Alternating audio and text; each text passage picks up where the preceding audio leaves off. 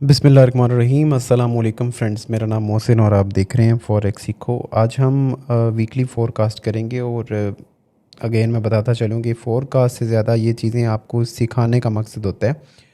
तो मैंने कुछ भी मार्केट में पहले नहीं देखा हुआ चार्ट को आपके सामने ही सारी चीज़ें मैं करूँगा ताकि आप ज़्यादा से ज़्यादा, मेरी कोशिश होती है कि आप सीख सकें। तो इस फोरकास्ट को लाजमी आप एक सीखने की हद तक ज़्यादा देखें, बाकी मार्केट को तो समझ आप जाओगे ही। तो हम यहाँ पे स्टार्ट करते हैं। सबसे पहले तो मैं आपको यहाँ पे ये कहना चाहूँगा कि इस वीडियो को जो लाइक टारगेट है ना, वो 1000 लाइक है कम अज़ कम। यार आप लाइक नहीं करते हो। अब जैसे इस लास्ट पे 8000 आपने व्यूज़ दिए या जितने भी व्यूज़ आते हैं, बट उसमें लाइक जो है ना वो आप लोगों की तरफ से बहुत ही कम होते हैं। ये मुझे समझ नहीं आती कि आप इतनी कंजूसी क्यों करते हो। हालांकि लाइक करने से कोई पैसे मेरे नहीं बनते हैं मेरे भाई, कि मैं अमीर हो जाऊंगा तो या आपके पैसे निकल जाएंगे, आप गरीब हो जाओगे, ऐसा कुछ है नहीं। लाइक करने का मकसद ये होता है कि वीडियोस आगे फैलती हैं दूसरे दोस्तों तक भी, ठीक है। तो ये थोड़ा सा काम कर दें, 1000 लाइक कंप्लीट करें एंड देन अब भाई हम स्टार्ट करते हैं। सबसे पहले हमने फॉरेक्स फैक्ट्री में देखना इंपॉर्टेंट डाटा। लास्ट वीक आपने देखा होगा कि हमारा जितना भी डाटा लास्ट आया था वो काफ़ी पॉजिटिव डाटा था और मार्केट ने काफ़ी अच्छी रिजेक्शन जो है ना वो शो करवाई है। तो उस हिसाब से हम देखते हैं अभी टेक्निकली मार्केट के अंदर। ये स्टार्ट होगा वीक 25 मार्च से और एंड होगा 29 मार्च को। न्यू होम सेल्स का मंडे को डाटा है। सीबी कंज्यूमर कॉन्फिडेंस है, ये हाई इम्पैक्ट डाटा है 6 बजे। ये दुबई टाइम के हिसाब से आप अपने हिसाब से देख सकते हो। वेडनेसडे को कोई डाटा नहीं है। एफओएमसी मेंबर की स्पीच है और ये इफ़ेक्ट करेगा, ये 2 बजे है सुबह के टाइम पे, यानी कि बुध समझ लें आप। और यहाँ पे अगर फाइनल जीडीपी अगर आप देखो तो ये बहुत बड़ा डाटा आ रहा है, क्वार्टरली जीडीपी आ रहा है, अनएम्प्लॉयमेंट क्लेम भी आएगा साथ ही। तो थर्सडे बहुत इम्पॉर्टेंट है। उसके बाद सेम उसी टाइम ही पेंडिंग होम सेल्स है। ये इतना ज़्यादा अफेक्ट नहीं करते हैं, लेकिन इसको भी आप देख सकते हो हाई इम्पैक्ट इसमें आ रहा है। बट गोल्ड पे ज़्यादातर जितना मैंने ऑब्ज़र्व किया कोई ख़ास मूवमेंट नहीं भी देखने को मिलती, ठीक है। कोर प्राइस इंडेक्स है, मंथली आ रहा है फ्राइडे को, और फेड शेयर की जो है ना वो स्पीच है 7:30 बजे। और एक और चीज़ यहाँ पे जो मोस्ट इम्पॉर्टेंट नोट करने वाली है वो ये है कि इसमें मंथ एंड भी हो जाएगा।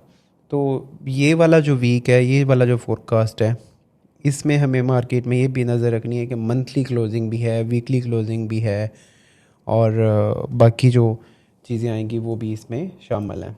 तो अब हम चलते हैं टेक्निकली मार्केट के अंदर और समझने की कोशिश करते हैं कि किस तरह का डाटा है। अभी हमने मंथली क्योंकि क्लोजिंग देखनी है तो मंथली क्लोजिंग को भी हम देखते हैं जी कि क्या क्या सिचुएशन है। अभी तक कैंडल जो जितनी भी है टोटल बुलिश कैंडल है, बहुत एग्रेसिव बुलिश है। मंथली कैंडल को अगर आप देखो, लास्ट उसने एक डोजी के लास्ट मंथ क्रिएट की थी और उसके बाद इसने इस एरिया को ब्रेक किया है और अभी तक इसकी क्लोजिंग ऊपर है। अब इसमें यह है कि अगर तो ये जो लास्ट हाई है, लास्ट हाई हमारे पास था 2144 का, ठीक है। अगर यहाँ पे मार्केट इसी से ऊपर ऊपर क्लोज होती है तो फिर तो बहुत ज़्यादा अग्रेसिव बाइंग मज़ीद देखने को मिल सकती है।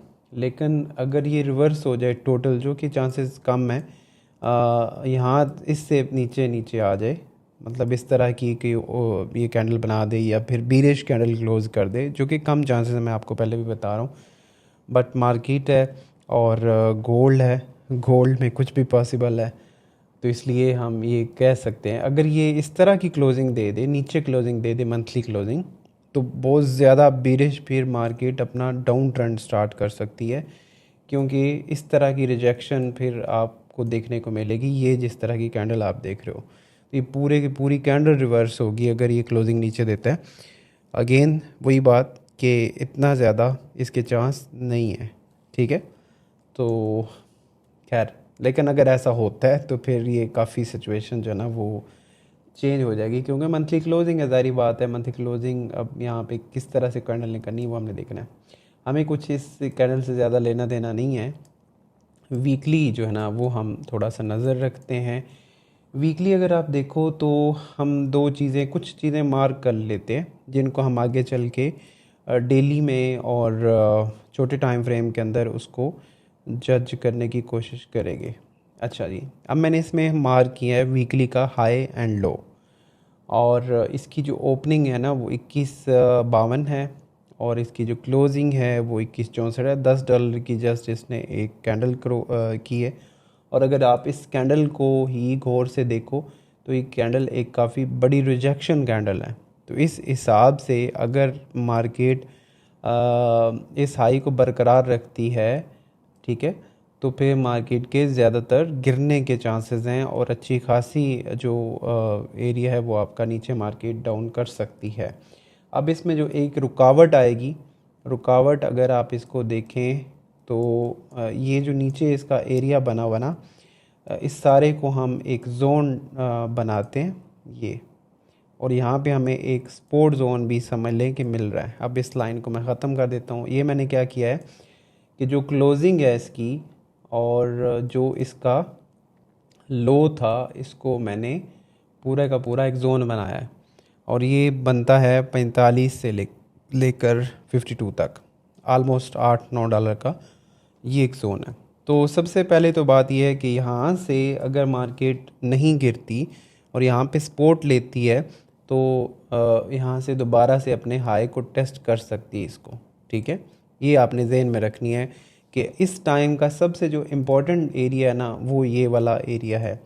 और इसका मैं कलर थोड़ा सा चेंज अगर कर दूँ ताकि आपको समझ आए, ये तो ये इस टाइम का सबसे इम्पोर्टेंट प्राइस है।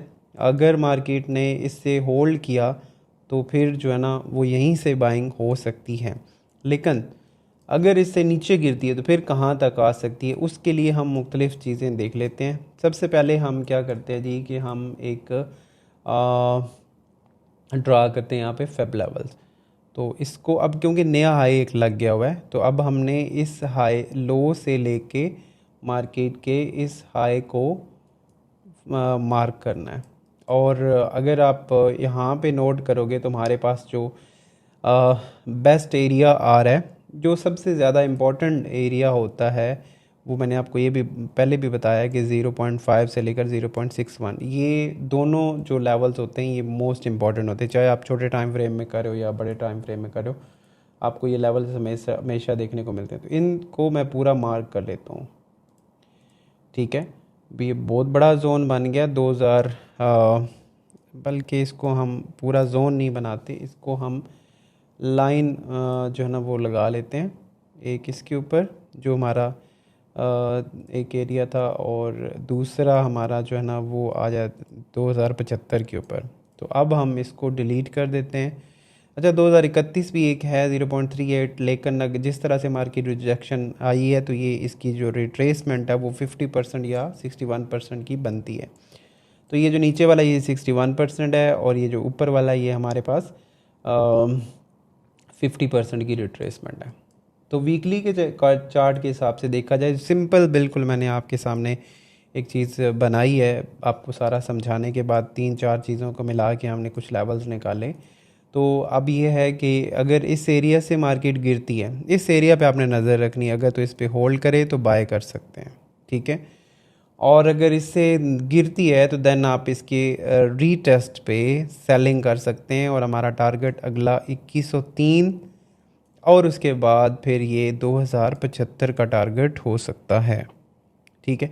जो अभी तक वीकली सिर्फ चार्ट हमने देख के कुछ लेवल्स निकाले हैं वो ये हैं। अब इसी को हम डेली में कन्वर्ट करेंगे, और डेली में हमें मुख्तलिफ़ चीज़ें जो है ना वो नज़र आती हैं। अब डेली में अगर अगर आप नोट करोगे तो ये हमारे पास एक लास्ट जो हाई इसका लगा था ये वाला एरिया है, और अगर मैं यहाँ पे कर्सर रखता हूँ तो ये वही वाला लेवल बनता है 2144, यानी कि 2145 वाला आप समझ लें एरिया, और वो यही बनता है। तो अगेन वही बात कि ये बहुत इम्पोर्टेंट प्राइस है, बट ये क्योंकि डबल टॉप लगा के मार्केट आई है, डबल टॉप लगा के आई है, और बहुत बड़ी रिजेक्शन छोड़ के आई है, ठीक है। तो आप कह लें कि 70% चांसेस हैं, चलें 60 कर लें या 70 कर लें, 70% चांसेस यही हैं कि मार्केट हो सकते हैं दोबारा एक दो इस तरह से टेस्ट करे या किसी डाटा पे और इसको ब्रेक कर दे। मंडे या ट्यूसडे को हो सकता है कि ये एरिया ब्रेक हो जाए। ख़ासतौर पे जीडीपी का जो डाटा आ रहा है वो अगर डॉलर के हक में आता है, यानी कि वो अगर गोल्ड के अगेंस्ट आता है, डॉलर पॉजिटिव होता है, तो दैन ये एरिया ब्रेक हो सकता है। तो दैन हमें बहुत अच्छी सेलिंग मिल सकती है, क्योंकि इसके नीचे फिर कोई भी आप डेली में सपोर्ट नहीं देख रहे हो। डेली में फिर अगली जो सपोर्ट है वो हमारे पास 2085 है।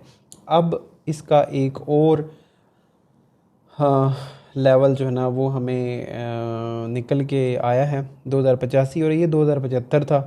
तो 2085 से लेकर 2075 जो एरिया ना, ये भी मोस्ट इम्पॉर्टेंट एरिया है। ठीक है, 2085 से 2075 ये जो 50% वाली रिट्रेसमेंट है, ये अगर यहाँ से गिरती है तो हो सकता है कि इसके ऊपर होल्ड करे, कुछ रिट्रेसमेंट दे, और यहाँ से फिर असल जो इसका रिवर्सल बनेगा वो ये वाला एरिया है 2085।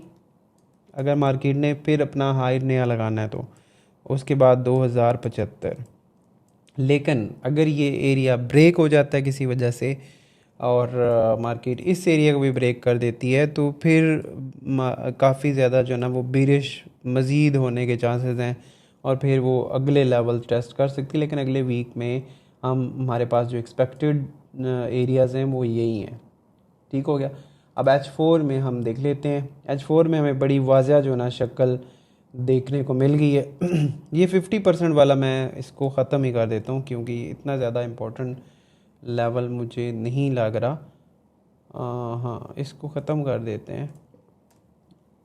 अच्छा जी, अब जो इम्पोर्टेंट वैसे वो है 2100 वाला एरिया है, 2103 वो बन रहा था। इम्पोर्टेंट इस वजह से है कि वो आपको याद होगा लास्ट भी मैंने बोला था, जो एक प्राइसेस ऐसी होती हैं अराउंड फिगर, वो काफ़ी ज़्यादा अफेक्टिव होते हैं। ठीक है, तो अच्छा जी। अब डेली में H4 में इसने काफ़ी बड़ी जो है ना वो रिजेक्शन दी है, और आप देख सकते हो अगेन वो उसी स्पोर्ट के ऊपर मौजूद है, और ये स्पोर्ट 2050 जो है ना वो इसके लिए एक बहुत बड़ी दीवार है। अगर ये गिर जाती है तो फिर मार्केट इजीली 2050 नहीं 2150 अगर ब्रेक होता है तो फिर मार्केट अगला जो टारगेट है वो 2100 और फिर 2085 एंड 2075 के दरमियान यहाँ पे बहुत अच्छा सपोर्ट हमें मिल सकता है देखने को, और यहाँ से फिर हम बाइंग कर सकते हैं। पहला टारगेट हमारा वही होगा 2150 का, और आगे ब्रेक करते हैं तो फिर ये हमारा नया हाई मार्केट लगाने को जाएगी। ठीक है, क्योंकि ओवरऑल जो स्ट्रक्चर है वो अभी तक बुलिश है।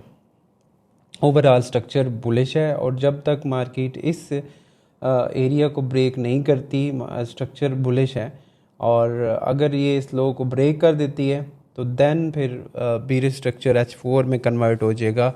और H1 में अगर देखा जाए तो H1 में भी वही सिचुएशन है, बहुत बड़ी जो ना वो बेसिक बनी हुई है। अब आसान अल्फाज में मैं आपको समझा देता हूँ जो हमारा एक पूरा समरी इसकी निकली है, फोरकास्ट है क्या या क्या चीज़ें करनी है।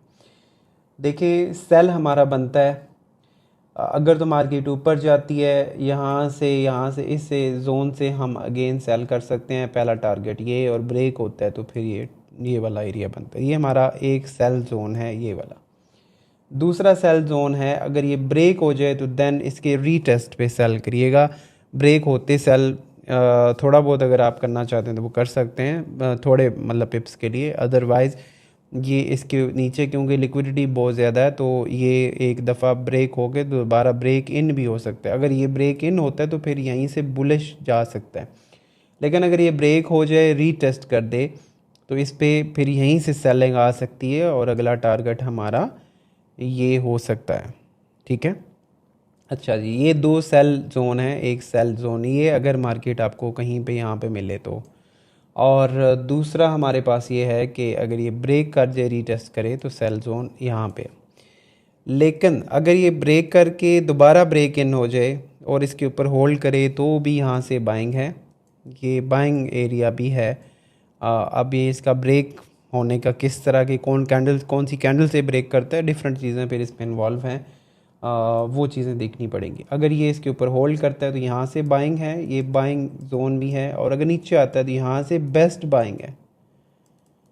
ठीक है, ये बेस्ट बाइंग है, ये बहुत बेस्ट बाइंग है। ये भी बाइंग है अगर होल्ड करे, अगर इस एरिया को 2150 को ब्रेक नहीं करता या ब्रेक करके दोबारा ब्रेक इन हो जाता है अगली कैंडल में, जैसे ये हुआ था, जैसे एक इसने कैंडल की, ये हाई ब्रेक किया और अगली कैंडल में वो दोबारा इस एरिया में आ गई मार्केट, तो ये इस तरह की अगर सिचुएशन बनती है तो यहाँ से ही बाइंग हो जाएगा। लेकिन चांसेस हैं कि सेल हो गोल्ड। समझ आ रही है? तो चैनल को सब्सक्राइब करें, बेल आइकन को प्रेस करें और कमेंट में ज़रूर बताइएगा कि आप किस तरह से फोरकास्ट को देख रहे हो, गोल्ड को कैसे आप देख रहे हो। और आप सबका बहुत शुक्रिया। लाइक आपने आई थिंक सो कंप्लीट कर दिए होंगे। अल्लाह हाफिज़।